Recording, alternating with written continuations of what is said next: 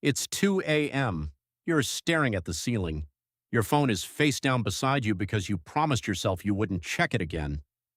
Your mind is racing through tomorrow's to-do list, last week's awkward conversation, a bill you forgot to pay.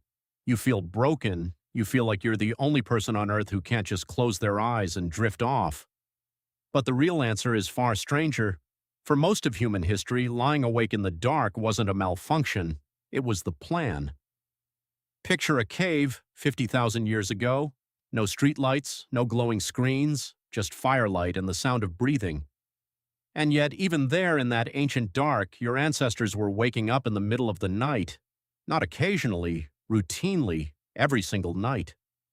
This sounds impossible if you grew up believing 8 straight hours is the only correct way to sleep. But that belief is surprisingly young. It's only a few hundred years old. Before gas lamps and electric bulbs flooded the night with light, humans slept in 2 distinct chunks, separated by an hour or two of quiet wakefulness in the middle. Historian Roger Ekirch spent over 15 years combing through diaries, court records, and medical texts from pre-industrial Europe, and he found hundreds of casual references to this in-between time. People called it first sleep and second sleep. Nobody panicked about it. Nobody reached for a sleeping pill. It was as ordinary as breakfast. So what did they do, lying there awake in the dark? They didn't doom scroll. They didn't worry about being unproductive. Many people prayed. Some talked quietly with a spouse. Others got up to tend a fire, check on animals, or simply sit with their thoughts. Ekirch's research suggests this nightly gap functioned almost like a release valve, a pocket of stillness built right into the architecture of the night.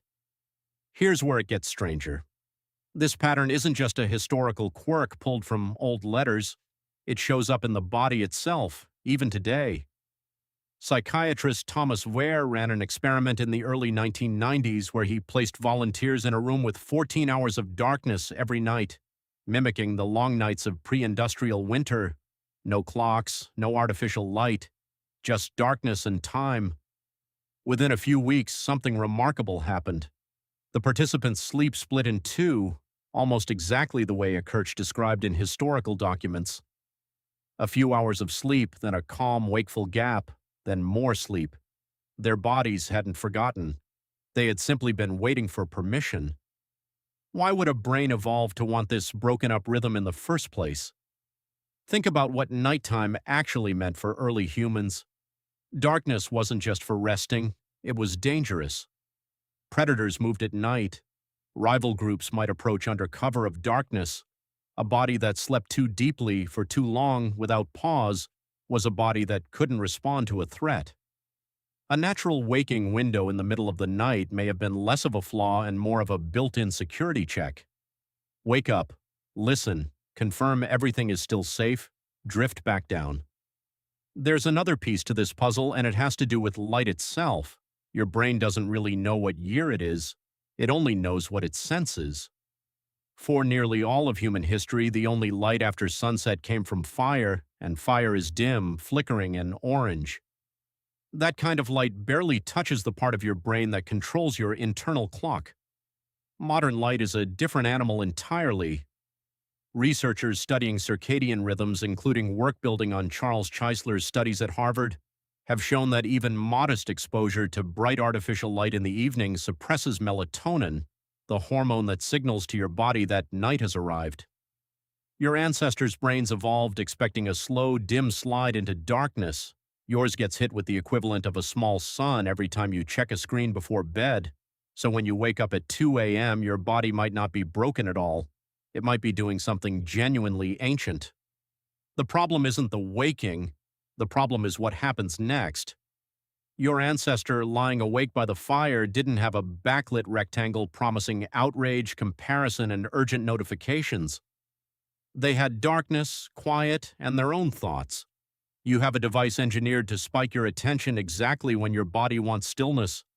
This is the modern mirror, and it's an uncomfortable one.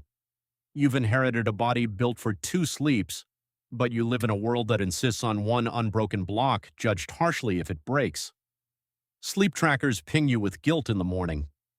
Productivity culture treats nighttime wakefulness as wasted time, a glitch to be fixed with melatonin gummies and white noise apps.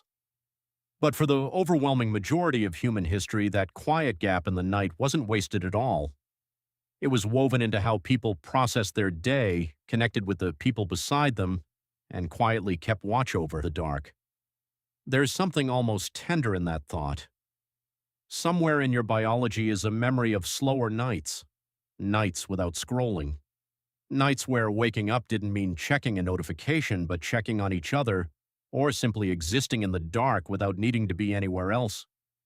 You don't have to bring back oil lamps or sleep in 2 shifts to benefit from this. But the next time you wake at an odd hour and your chest tightens with the fear that something is wrong with you, you might remember this instead. Your ancestors woke up too. They just didn't reach for a glowing rectangle. They reached for stillness, for each other, for the dark itself. It's 2 a.m. again, somewhere, for someone. Maybe it's you. But this time, the real answer isn't that something is broken. It's that something very, very old just woke up, right on schedule.